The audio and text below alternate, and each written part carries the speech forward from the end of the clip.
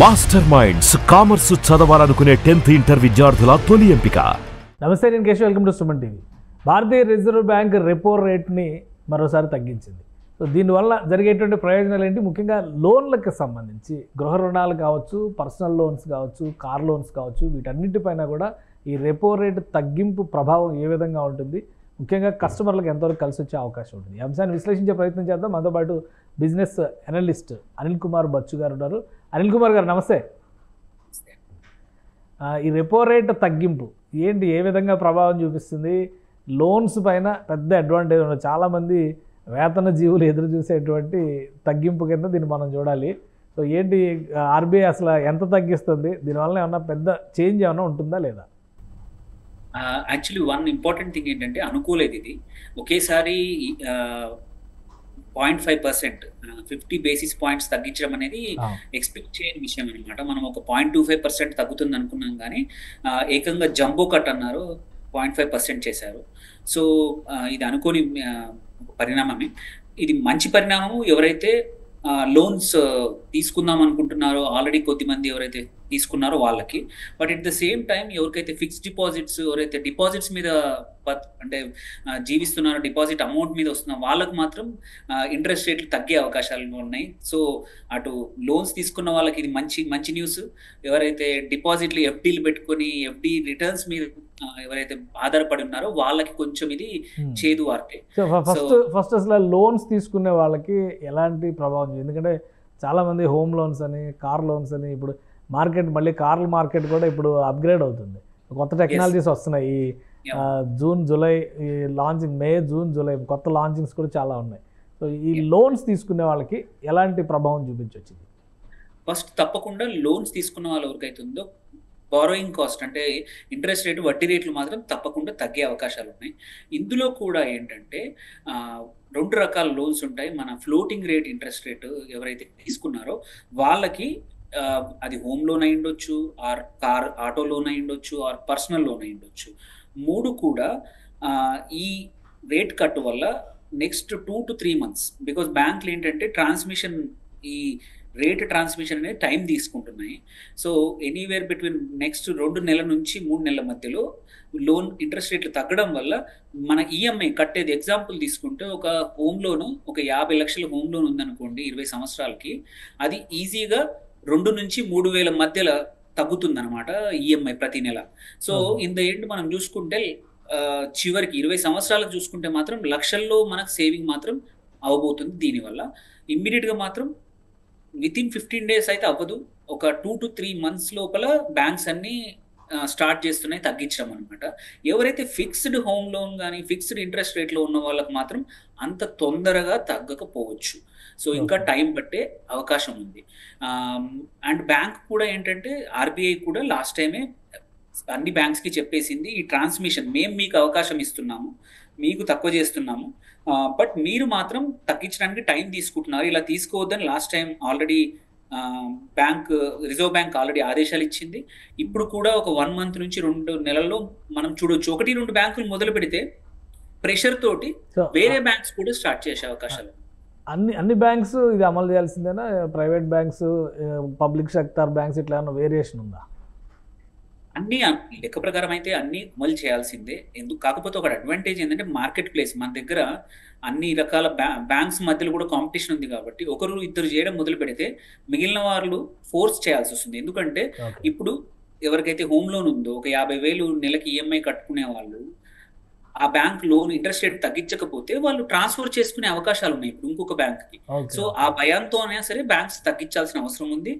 కాకపోతే 1-2 బ్యాంక్స్ ఏవైతే పర్ఫామ్ చేయట్లేదో, వాళ్ళకి ఎన్పిఏలు ఎక్కువ ఉన్నాయి, ఆర్ వాళ్ళు తీసుకొచ్చిన అప్పు ఎక్కువ రేటు ఉంది, వాళ్ళకు వచ్చే ఇంట్రెస్ట్ రేటు, వాళ్ళు మాత్రం కొంచెం డీలే చేసే అవకాశం ఉంది. బట్ కస్టమర్స్కి మాత్రం ఇప్పుడు ఒక కంపెనీ నుంచి ఒక బ్యాంక్ నుంచి ఇంకొక బ్యాంక్కి, ఎస్పెషల్లీ హోమ్ లోన్స్ కానీ అదైతే మాత్రం ట్రాన్స్ఫర్ చేసుకునే అవకాశం ఉంది మీ బ్యాంకు తగ్గించకపోతే. ఓకే. సో అన్ని రకాల లోన్స్ ఈ కేటగిరీలోకి వస్తాయి. Personal loans, home loans, car loans, education loans, వీటన్నిటిపైన కూడా తగ్గుతుందా? ఏమన్నా మినహాయింపులు ఉంటాయా? మళ్ళీ లేవండి. అన్నిట్లలో ఈ రేట్ ఏదైతే ఉందో, రెపో రేట్ వచ్చేసి బ్యాంక్స్ ఆర్బీఐ దగ్గర తెచ్చుకునే కమర్షియల్ బ్యాంక్స్ ఏవైతే ఉన్నాయో తెచ్చుకునే ఇంట్రెస్ట్ రేట్ అనమాట. So okay. ఆర్బీఐ మీకు వాళ్ళకి ఇచ్చే డబ్బులు రేట్ తక్కువ చేసిందా కాబట్టి అది కంపల్సరీ వాళ్ళు ట్రాన్స్మిట్ చెయ్యాలి లెక్క ప్రకారం. కాకపోతే కొన్ని బ్యాంక్స్ ఏంటంటే స్టేబుల్గా లేవు, ఎన్పిఓలు ఎక్కువ ఉన్న బ్యాంకులు, కొన్ని ఫండింగ్ కాస్ట్లు ఎక్కువ ఉన్న బ్యాంకులు, అట్లాంటి మళ్ళీ కొంచెం వాళ్ళ షేర్ ప్రైస్ కానీ వాళ్ళ ఇన్వెస్టర్స్ నుంచి మార్జిన్స్ తక్కువ ఉంటే, ఇంట్రెస్ట్ రేట్ మార్జిన్స్ తక్కువ ఉంటే కొన్ని రోజులు ఆగి ఈ మార్జిన్స్ రికవర్ చేసుకొని తగ్గించే అవకాశాలని. బట్ అదర్వైజ్ ఇప్పుడున్న మన ఫ్రీ మార్కెట్లో కంపల్సరీ వి విల్ సి ఒక బ్యాంక్ మొదలుపెట్టిన ఒక 1 వీక్ 10 డేస్లో అన్ని బ్యాంక్స్ ఫోర్స్ చేయాల్సి వస్తుంది, తక్కువ చేయాల్సి వస్తుంది తప్పకుండా. రైట్. ఆ బిజినెస్ లోన్స్ పరిస్థితి, బిజినెస్ లోన్స్ కూడా ఈ కేటగిరీలోకి వస్తాయా? బిజినెస్ లోన్స్ కూడా వస్తాయి, కాకపోతే కొంచెం టైం పడుతుంది. వాటికి ఏంటంటే అవి ఇంకా కొన్ని ప్రాబబ్లీ ఒక 6 నెలలు 5-6 నెలల తర్వాత వాటికి తగ్గచ్చు. కాకపోతే దీని ఇంపాక్ట్ మాత్రం ఈ లోన్స్ మీద ఎలా పడుతుందో డిపాజిటర్స్ మీద మాత్రం, ఫిక్స్డ్ డిపాజిట్ చేసే వాళ్ళ మీద మాత్రం, ఎక్కువగా సేవ్ చేసే వాళ్ళ మీద పడే అవకాశాలు ఎక్కువ ఉన్నాయి. ఎందుకంటే సడన్ గా 50%, 50% అనేది 50 బేసిస్ పాయింట్ తగ్గడం అనేది 0.5% తగ్గుతాయి. సో ఎఫ్డీస్ బ్యాంకులు ఆల్రెడీ స్ట్రగుల్ అవుతున్నాయి, ఏది డిపాజిట్లు లేక ఇబ్బందులు పడుతున్నాయి. సో అలాంటి టైంలో ఈ రిపో రేట్ తగ్గడం అనేది కొన్ని బ్యాంక్స్ కి కొంచెం ఇబ్బందికరమైన విషయమే. ఎందుకంటే మనం ఇంత తక్కువ ఇంట్రెస్ట్ ఎందుకు పెట్టాలి బ్యాంక్, దాని బదులు ఎక్కడ ఇన్వెస్ట్ చేస్తామని ఎఫ్డీల బదులు వేరే రకాలకు వెళ్ళిపోతున్నారు అన్నమాట ఇన్వెస్టర్స్. సో అది అంటే ఒక విషయం, అంటే ఎఫ్డీల విషయంలో చూస్తే ఇది ఒక రివర్స్ ఎఫెక్ట్ లాగా ఉంది. ఇప్పుడు మీరు చెప్పిన దాని ప్రకారం చూస్తే ఆల్రెడీ చాలా బ్యాంకుల్లో ఎఫ్డీ రేటు చాలా తగ్గిపోయింది. సో పోస్ట్ ఆఫీస్లో మీరు డిపాజిట్ చేయండి అని కూడా ఈ మధ్య ప్రచారం బాగా జరుగుతుంది. ఇప్పుడు రెపో రేటు తగ్గిన నేపథ్యంలో ఎఫ్డీలు ఎందులో పెడితే సేఫ్? ఒకటండి, సేఫ్టీ కోసం మాత్రం కంపల్సరీ మీరు బ్యాంక్స్లో అయితే ఏంటంటే 5 లక్షల వరకు డీజీఐఐసి ఇన్సూరెన్స్ ఉంటుంది కాబట్టి ఎటువంటి కమర్షియల్ బ్యాంక్లో కూడా up to 5 lakhs away safety ఉంటాయి. దాని తర్వాత పోస్టల్ బ్యాంక్లో కూడా ఏవైతే అది కూడా కరెక్షన్ వచ్చే అవకాశం ఉంది, తగ్గించే అవకాశం ఉంది, బట్ ఇంకొన్ని రోజులు పడుతుంది. ఇప్పుడు ఆర్బీఐ రెపో రేటుతో పోస్టల్ బ్యాంక్ కూడా సంబంధం ఉంటుందా? ఉంటుంది. కాకపోతే ఏంటంటే కొన్ని రోజులు పడుతుంది. ఎవరైనా ఇన్వెస్ట్ చేద్దాం అనుకుంటే డిలే చేయకుండా రేపు ఎల్లుండి ఈ కొత్త ఇంట్రెస్ట్ రేట్లు రాకముందే చేసుకుంటే ఏంటంటే లాక్ చేసుకోవచ్చు కదా. ఇంట్రెస్ట్ రేట్ల అడ్వాంటేజ్ ఏంటంటే నీకు 5 yearsకి 3 yearsకి 2 yearsకి ఎన్ని సంవత్సరాలు పెట్టాలనుకుంటే అన్ని సంవత్సరాలు ఎఫ్డీని లాక్ చేసుకుంటే ఈ ఇంట్రెస్ట్ రేట్స్ తక్కువ కాకముందే మనం ముందే లాక్ చేసుకొని పెట్టుకోవచ్చు అనమాట. ఆగడం వెయిట్ చేయొద్దు అనమాట ఈ టైంలో. ఓకే. అంటే బ్యాంక్లో అయినా కానీ పోస్ట్ ఆఫీస్లో అయినా కానీ ఏంటంటే ఎక్కడైనా సరే రెపో రేట్ మీద ఆధారంగానే చేసుకునే అన్ని ఫైనాన్షియల్ ఇన్స్టిట్యూషన్స్ కూడా వాటిని ఇంట్రెస్ట్ రేట్స్ అనేది మేనేజ్ చేస్తూ ఉంటాయి అనమాట. అండ్ ఇంకొకటి అదొకటే కాదు, ఇది ఒకటే పరిణామం కాకుండా ఇంకొక మంచి పరిణామం ఎవరైతే లోన్స్ తీసుకునే వాళ్ళకి ఏంటంటే బ్యాంకుల్లోకి కూడా ఇంకొక రేషియో కూడా తగ్గించింది. అంటే సిఆర్ఆర్ అంటారు, కరెన్సీ రిజర్వ్ రేషియో అని. అది కూడా ఏం చెప్పిందంటే చాలా మంచి విషయం ఏంటంటే నెక్స్ట్ 1 yearలో 1%, అంటే 4% ఉంది ఇప్పుడు కరెంట్లీ బ్యాంక్స్ మెయింటైన్ చేయాల్సింది, అది 3% చేస్తోంది.